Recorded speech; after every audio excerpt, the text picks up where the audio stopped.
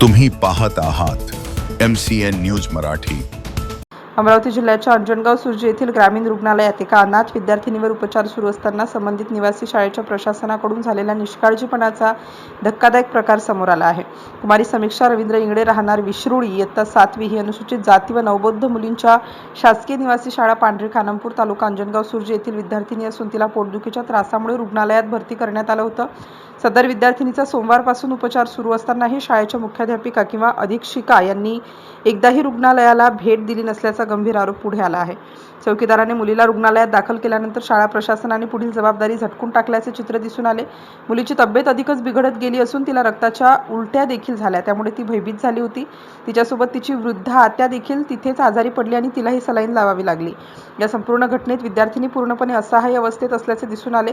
दरम्यान या घटनेची माहिती सामाजिक कार्यकर्ते व भोई संघटनेचे अध्यक्ष अशोक मोरे यांना मिळताच त्यांनी तातडीने रुग्णालयात धाव घेतली आणि मुलीची विचारपूस केली असता तिला आईवडील नसून ती पूर्णपणे अनाथ असल्याचे समोर आले। या संदर्भात आमच्या प्रतिनिधींनी संबंधित निवासी शाळेच्या मुख्याध्यापकांशी संपर्क साधला असता त्यांनी आमचे काम मुलीला रुग्णालयात दाखल करणे इतकेच आहे, त्यानंतर आमची जबाबदारी नाही असे बेजबाबदार उत्तर मुख्याध्यापिका कल्पना हजारे यांनी दिले। या वक्तव्यामुळे शाळा प्रशासनाच्या कार्यपद्धतीवर गंभीर प्रश्नचिन्ह निर्माण झाला आहे। आज दिनांक 22 रोजी मी दवाखान्याच्या आतमध्ये एक सामाजिक कार्यकर्ता म्हणून अशोक मोरे म्हणून एक शहानिशा करताना एक समाज कल्याणची विद्यार्थी या दवाखान्यांनी 2 ते 3 दिवसापासून भरती असताना तिच्याजवळ कोणताही शिक्षक समाज कल्याणचा आढळला नाही आणि त्यांचे एक नातेवाईक शांताबाई शिरसाट यांनी 2 दिवसापासून वेळातला वेळ देऊन त्या मुलीला एक आधार म्हणून मदत केली आणि तिची चांगली व्यवस्था केली।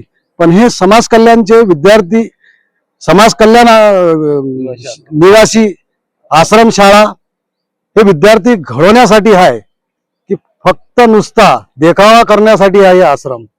यांनी तत्काळ याच्यावर या विद्यार्थ्यांवर बारकाईने लक्ष देऊन यांची परिव्यवस्था करण्यात यावे आणि त्या विद्यार्थ्यांवर लक्ष देण्यात यावे। त्याच्यानंतर दवाखान्याचे जे प्रश्न आहे आज की 44 ते 45 अंजनगाव सुर्जी ग्रामीण रुग्णालय या ठिकाणी मी एक निळा शिल्पकार सामाजिक संघटना म्हणून या ठिकाणी पूर्ण जिल्ह्यामध्ये तालुक्यामध्ये काम करतो। इथे आल्यानंतर एक मुलगी आहे निवासी आश्रम शाळा समाज कल्याणची पांढरी इथली, त्या मुलीला कोणीही शिक्षक किंवा मुख्याध्यापक किंवा प्राचार्य कोणी त्या ठिकाणी आलेलं नाही। एखाद्या जनावराप्रमाणे त्या मुलीला इथं आणून भरती करून दिले आणि इथून निघून गेले। हे दुःखाची गोष्ट आहे। महाराष्ट्र शासन समाज कल्याण विभाग यांच्याकडे लवकरात लवकर लक्ष करेल आणि अशा मुलांवर अन्याय अत्याचार होऊ देणार नाही याची काळजी घेईल। कारण सामाजिक न्याय हा भारतीय संविधानाचा अंमलबजावणीचा परिपूर्ण आणि पहिल्यांदा हक्क आहे आणि या ठिकाणी मुलगी ही शिक्षण घेत असताना ही सर्व जबाबदारी त्या शिक्षकांची आहे, निवासी आश्रमशाळा पांढरीची, की त्यांनी या मुलीला शेवटपर्यंत दवाखान्यामध्ये आणले त्यावेळेस पासून नेण्यापर्यंत लक्ष द्यायला पाहिजे होतं। सतुदास कुठं ये हॉस्टेलवर काय नाव काय तुझं? हां समीक्षा रवींद्र इंगळे। हां तू कोण आणलं इथं मग आता कोणीच नाही आलं डबल पाहायला? कितीला सलाईन काय?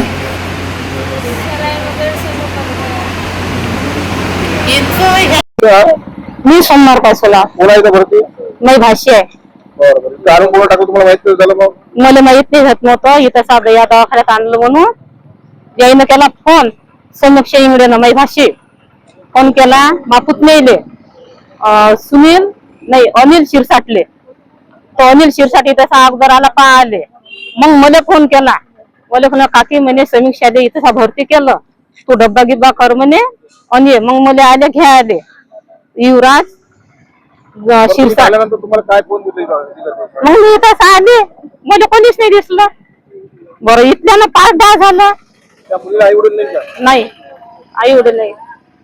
त्या हॉस्टेलमध्ये किती मुली राहतात? त्या ह्या दोघी बहीण राहतात, दोघी बहिणी समीक्षा आणि विशाखा। आता मग इथं आतापर्यंत कोणतं तिथं त्या शाळेचा कोणतं मुख्याध्यापक शिक्षक कोणी अजूनही नाही। हा अजूनही नाही।